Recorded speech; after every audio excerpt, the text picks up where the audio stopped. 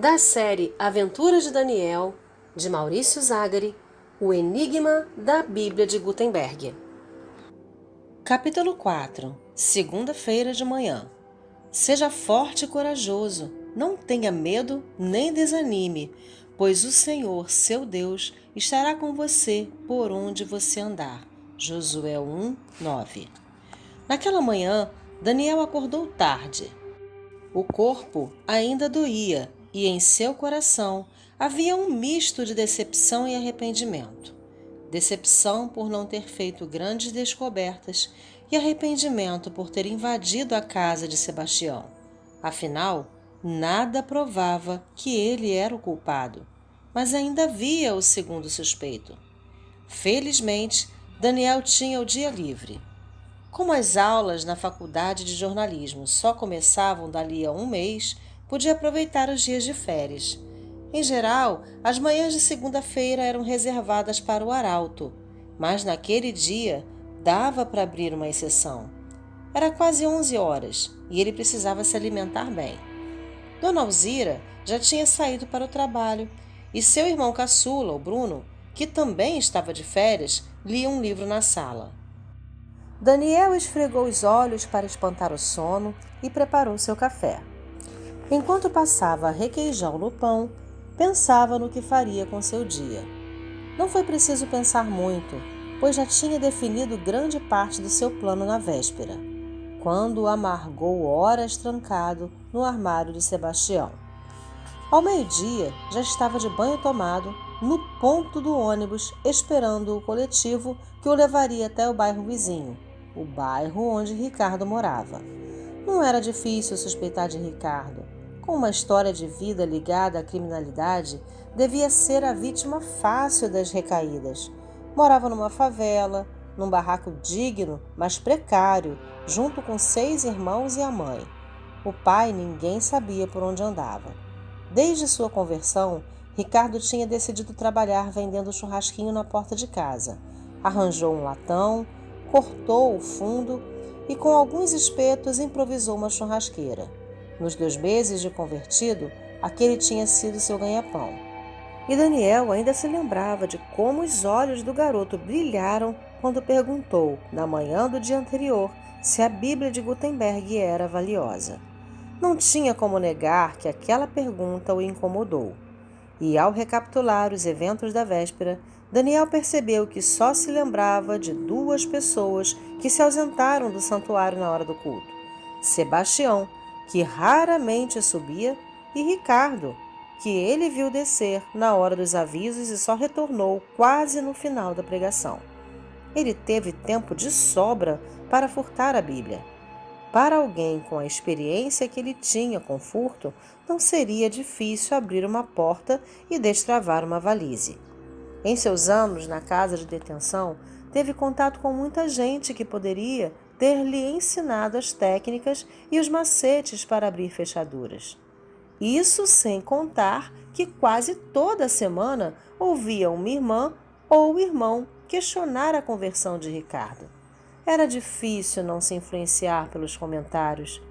Na quarta-feira anterior, um irmão da igreja, ao ver Ricardo passar, comentou com Daniel: "Esse menino? Não sei não. Me lembra a parábola do semeador, aquela semente que cai sobre a pedra e um tempo depois seca. Para esse menino se desviar não custa nada." Agora, Daniel tinha que investigar Ricardo. E para isso, decidiu adotar uma estratégia diferente da que usou com Sebastião. Não iria transgredir norma nenhuma, não iria invadir casa nenhuma, iria apenas segui-lo. O ônibus chegou e Daniel embarcou. Ele tinha ido uma vez ao barraco de Ricardo fazer uma visita de discipulado. Tinha conversado com a mãe do garoto e até falado do evangelho com ela. Dona Lucineide não era cristã, mas ficou feliz por o filho ter se convertido e se afastado das práticas criminosas. "Só Deus sabe quanto esse menino já me fez chorar", comentou na ocasião. Daniel só teve problemas com 2 irmãos dele, conhecidos como Maneco e Zé Buscapé, que eram envolvidos com o tráfico de drogas e ficaram meio arredios ao ver um jovem com Bíblia na mão visitando seu barraco. Não o trataram mal, mas também não o trataram bem. Daniel desceu do ônibus e foi se embrenhando pelas ruas da comunidade. Chegou à esquina da rua onde Ricardo morava e, de longe, o viu sentado na calçada vendendo seu churrasquinho. Evitando ser notado, entrou num boteco que ficava a certa distância e pediu um refrigerante. A questão agora era esperar e observar. Por sorte, não teve que esperar muito. Estava no fim do segundo refrigerante quando viu o suspeito entrar em casa e voltar com outras roupas. Um de seus irmãos menores assumiu o lugar dele e Ricardo desceu ladeira abaixo. Daniel esperou que ficasse a uma distância segura e partiu em seu encalço. Foi bem uma meia hora de caminhada. Ricardo ia à frente e Daniel seguia atentamente. Saíram da comunidade e se dirigiram a um bairro próximo. Quando se deu conta, o jovem estava numa estação esperando o próximo trem chegar. Na plataforma, escondeu-se atrás de uma pilastra. Quando o trem chegou e Ricardo embarcou, Daniel deu uma corridinha e entrou no vagão imediatamente atrás. Pela porta de vidro, ficou acompanhando os movimentos do seu suspeito. Umas 6 paradas depois, Ricardo desceu, seguido de perto por Daniel. Saíram da estação e, quando Daniel olhou em volta, identificou logo a região. Aquele era um bairro conhecido por ser um shopping a céu aberto, com muitas barracas de camelôs, lojinhas de produtos baratos, contrabando e coisas do gênero. Eram numerosos quarteirões com um comércio que fervilhava. Seguir alguém no meio de todo aquele movimento era tarefa complicada. Demais até. Em 3 momentos diferentes perdeu Ricardo de vista, mas conseguiu reencontrá-lo. Por fim, chegaram a uma rua que era conhecida por ter dezenas de sebos de livros e lojas de colecionadores. Jesus! Um pensamento terrível cruzou a mente de Daniel. E se Ricardo estivesse fazendo jogo duplo? E se estivesse tentando receber o resgate sem a intenção de devolver o livro? Ele poderia embolsar o resgate e tentar lucrar mais ainda vendendo a Bíblia para um daqueles colecionadores. Era um pensamento assustador.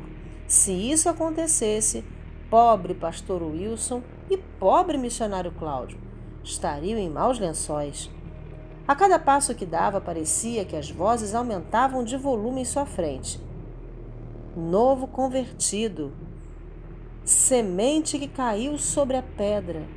Os pensamentos eram tantos que Daniel se distraiu e, quando deu por si, Ricardo tinha desaparecido. E essa agora? Ele ainda deu voltas no quarteirão, foi e voltou 2 vezes, mas nada.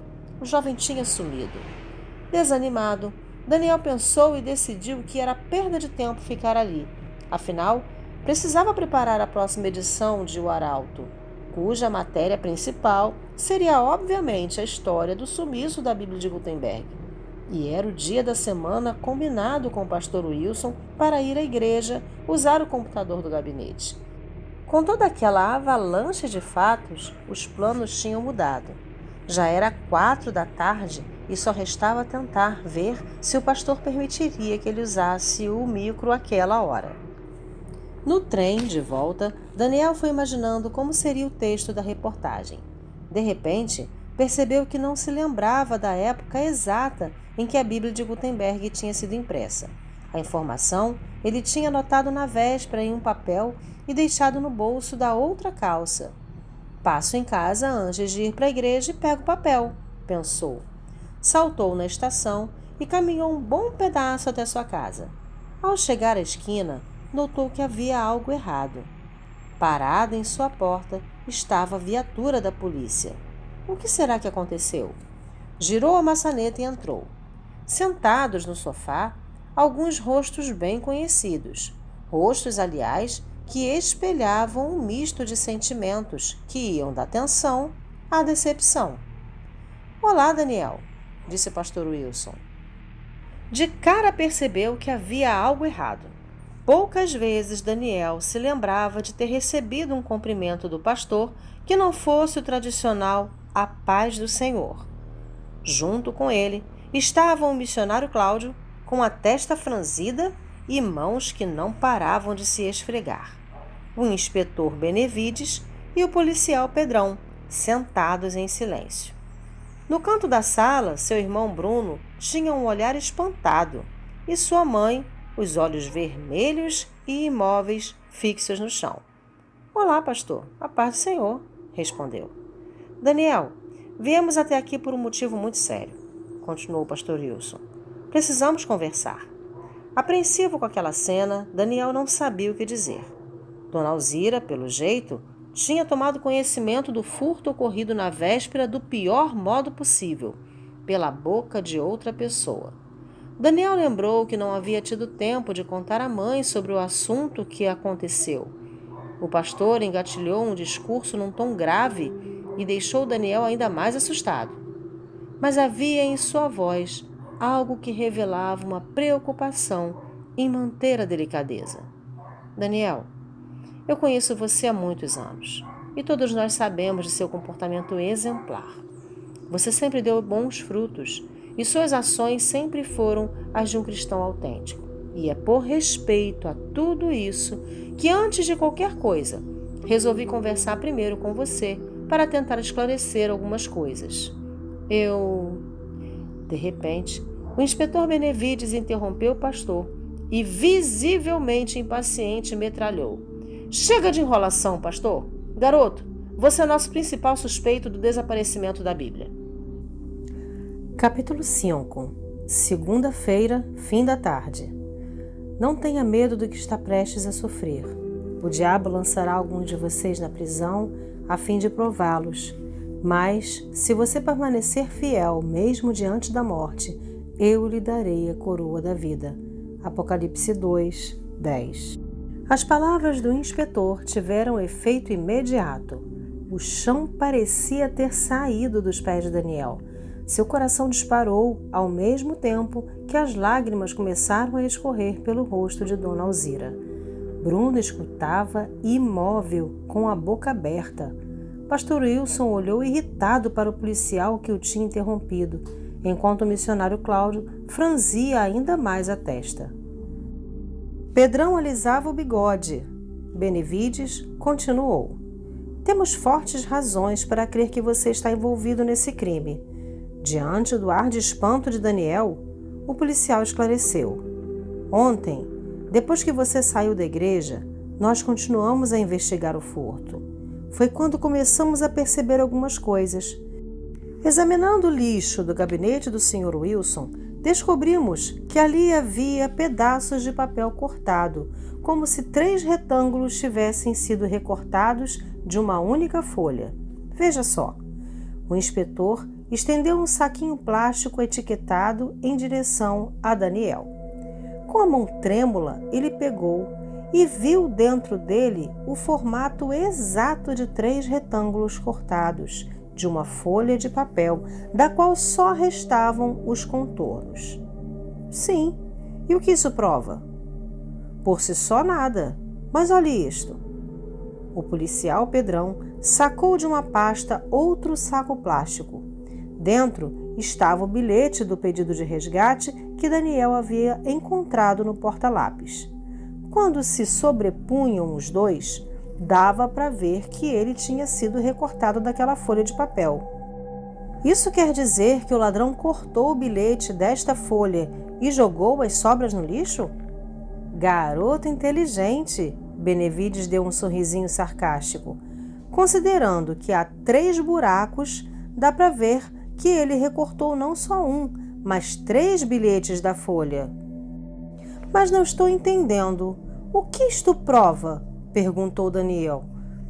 Bem, o próximo passo da investigação demos graças à percepção do Sr. Wesley, que chegou depois que você saiu ontem. Ele reparou que isto, Benevides apontou para uma linha de tinta preta quase apagada que cruzava o que restou da folha de cima a baixo. Está presente também nisto. Naquele momento, o sangue de Daniel gelou.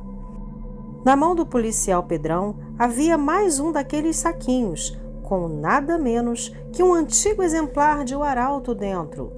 Era verdade. Nos últimos 4 ou 5 meses, a impressora do computador do gabinete do pastor Wilson vinha deixando aquele risquinho sutil em todas as folhas que eram impressas. Era um defeito de regulagem que deveria ter sido consertado tempos antes, mas não tinha, e agora servia de prova contra ele. Bem, certo, mas qualquer pessoa poderia ter usado o computador. Só porque eu faço jornal nele, não quer dizer que eu tenha algo a ver com isso, defendeu-se Daniel, que balançava a perna sem parar de tanto nervosismo. Mas não é só isso. Apenas 4 pessoas têm a chave da sala do gabinete e você é uma delas. De fato, para facilitar o acesso de Daniel ao computador, caso precisasse fazer algo no jornal, o pastor Wilson tinha dado a ele uma cópia da chave. O inspetor Benevides continuou. Do momento em que a Bíblia foi vista pela última vez pelos senhores Wilson e Cláudio, até a constatação do furto, cerca de 1h40 se passou. Nesse intervalo, ela ficou trancafiada numa valise que, por sua vez, estava trancada no gabinete. O ladrão precisaria de tempo para abrir a sala, arrombar a valise, suprimir a Bíblia, ligar o computador, escrever os bilhetes, imprimir, recortar, desligar o computador e fechar tudo de novo. Essa operação levaria entre 10 e 20 minutos pelo menos. Das pessoas que tinham a chave, o pastor estava o tempo todo no púlpito. O senhor Wesley só se ausentou no momento de pegar a valise, e isso por no máximo uns 2 minutos. O senhor Sebastião, zelador da igreja, está tendo seus passos investigados. Mas existe um detalhe: ele é semi-analfabeto. Seria muito difícil escrever aquele bilhete com tanta perfeição gramatical. Se você reparar, até mesmo a palavra exceções está escrita corretamente, o que é algo difícil de acontecer até mesmo entre algumas pessoas letradas. Ouviu-se um silêncio sepulcral na sala. O que nos leva até você, senhor Daniel. Pelo que averiguei, o senhor foi visto na portaria da igreja no momento em que o culto começava e em companhia de um tal senhor, olhou num caderninho, Marcos Siqueira. Ele subiu e, segundo testemunhas, o senhor seguiu sozinho para os fundos da igreja. Eu fui ao banheiro e só chegou ao 2º andar por volta de 9h20 da manhã. Um atraso bem razoável para alguém que, como me disse o próprio pastor Wilson, detesta se atrasar para o início do culto. Daniel tentou, mas não conseguiu se lembrar de ninguém que o tivesse visto no banheiro. Para alguém que estivesse na porta da igreja, ele tanto poderia ter ido ao banheiro quanto para o gabinete. A verdade é que não tinha um álibi. Só esses indícios já são bem fortes. 20 minutos sozinho, a chave do gabinete à disposição, intimidade com aquele computador e, estranhamente, o senhor, que, segundo sua mãe mesmo, acabou de nos confirmar, raramente deixa de ir à igreja e nunca falta aos seus compromissos. Não apareceu ontem à noite no culto e hoje de manhã deixou de comparecer à igreja para fazer o seu jornalzinho, disse com tom de desdém. Mudar abruptamente a rotina é uma prática bastante comum a pessoas que acabaram de cometer crimes, sabia? Tudo aquilo era verdade, e Daniel sabia que não havia nada que pudesse dizer. A frase seguinte do inspetor caiu como uma bomba em sua cabeça. Se você nos contar onde esteve ontem à noite, sua situação talvez fique melhor. Daniel percebeu que não poderia responder aquilo. Como dizer a 2 policiais, a seu pastor, a seu irmão e sua mãe, que você invadiu a casa de uma pessoa e ficou trancado horas no armário dela? Ah, se arrependimento matasse! Mesmo que tivesse coragem, não tinha nenhuma testemunha. Daniel abaixou a cabeça. Não posso responder isso. Nesse momento, Dona Alzira, que até então tinha permanecido calada, explodiu. Como não, Daniel? Você não percebe a gravidade das acusações? Essa Bíblia é um patrimônio da humanidade. Esse furto, quando chegar ao conhecimento do mundo inteiro, terá uma repercussão enorme. Você já tem 18 anos, não é mais menor de idade, pode acabar na prisão. Foi aí que a ficha caiu.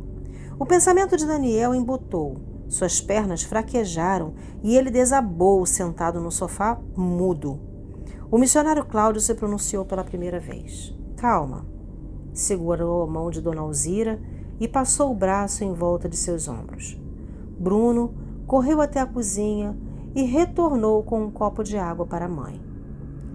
E hoje de manhã, onde você esteve? Ficamos à sua espera na igreja para esclarecer essa situação e pela primeira vez em 2 anos você não apareceu no horário, perguntou o pastor Wilson, que até aquela altura estava visivelmente transtornado. Também não posso responder a isso, disse Daniel, a voz quase inaudível.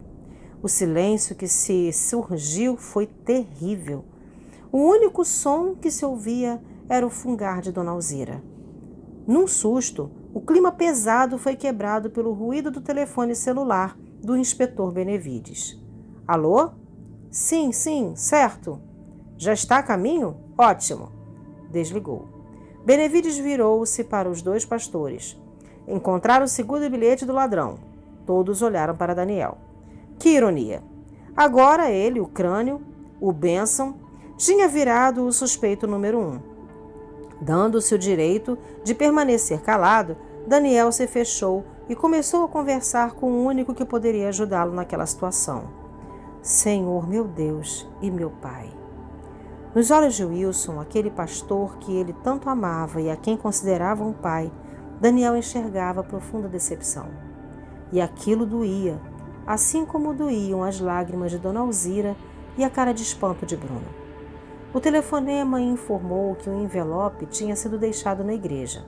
Dentro, outro bilhete com mais informações sobre o resgate. Um policial estava chegando com ele para entregar a um inspetor. A campainha tocou. Ó Senhor, defende-me dos que me acusam. Luta contra os que lutam contra mim.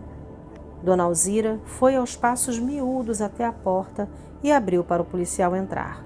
Com licença. Inspetor, isto é para o senhor. Benevides pegou o saco, abriu e retirou o bilhete. Em seguida, colocou-o junto ao segundo buraco recortado da folha que estava no gabinete do pastor. O encaixe era perfeito. Todos olharam para Daniel. O que diz aí? Perguntou o pastor Wilson. O texto trazia em letras impressas. Quero 100 mil em dinheiro. A entrega será quarta-feira à noite após o culto. Aguardem instruções sobre o local da troca.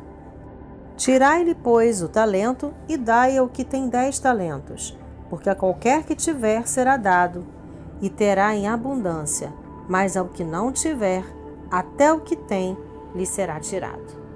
Mateus capítulo 25, pensou Daniel. A expressão no rosto do pastor Wilson transparecia claramente sua revolta com o fato de o ladrão escrever versículos bíblicos num bilhete daquele tipo. O silêncio foi quebrado por Benevides.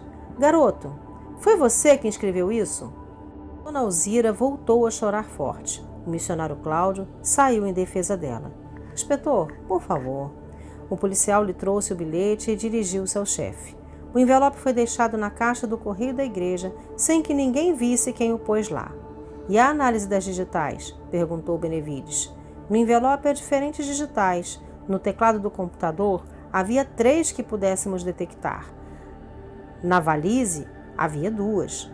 Agora precisamos colher as impressões das pessoas que frequentam o local do crime e dos suspeitos para ver se elas batem.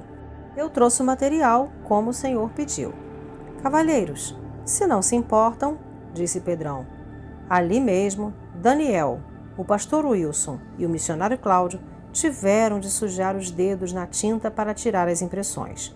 O policial informou ainda que o diácono Wesley e Sebastião também seriam procurados em seguida para tirar as digitais. Por fim, todos se levantaram e o inspetor virou-se para Daniel. Vamos embora. Seu depoimento foi bem esclarecedor, ironizou.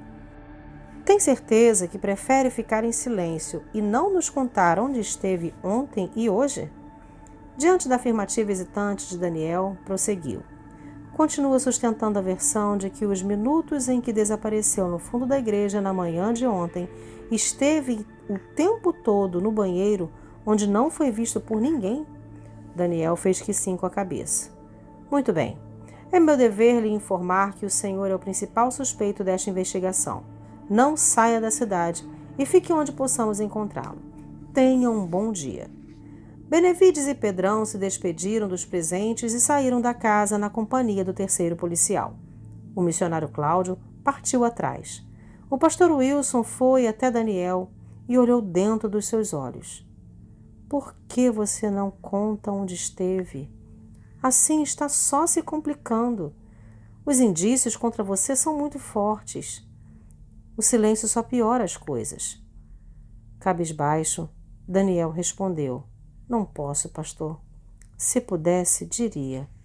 Nitidamente desapontado, o pastor concluiu a conversa. Pois bem, em nome da nossa antiga amizade, espero que você saiba o que está fazendo.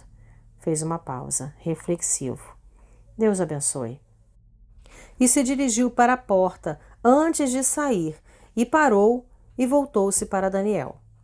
Para sua informação, como líder da igreja, decidi que tenho que assumir a responsabilidade pelo furto da Bíblia. Já combinei com o missionário Cláudio e vou entregar o dinheiro que arrecadamos para a ampliação do templo como pagamento do resgate. Se a Bíblia de Gutenberg não aparecer até quarta-feira à noite, adeus sonhos de reformas. Fez uma pausa e saiu. Aquelas palavras entraram no coração de Daniel como um punhal. Tudo, menos aquilo. O jovem ficou sozinho na sala com a mãe e o irmão. Meu filho, há algo que queira me dizer? Arriscou Dona Alzira com os olhos marejados. Sim, mãe. Ore por mim, disse com um sorriso triste no rosto. Daniel deu um beijo em Dona Alzira e se retirou para o quarto. Fechou a porta e deitou na cama. Seu pensamento estava a toda, como 1000 engrenagens funcionando ao mesmo tempo. Era a hora de partir com tudo para o ataque. Ele tinha 48 horas para descobrir o ladrão. Senão a igreja perderia o dinheiro e ele perderia o respeito de todos e poderia até perder a liberdade e ir para a prisão.